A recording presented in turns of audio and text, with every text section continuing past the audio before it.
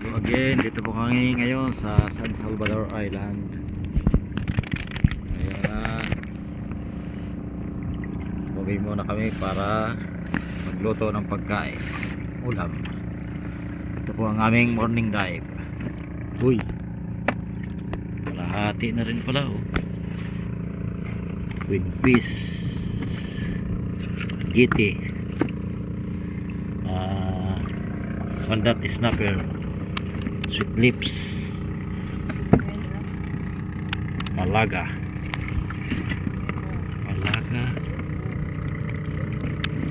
lupin trevally,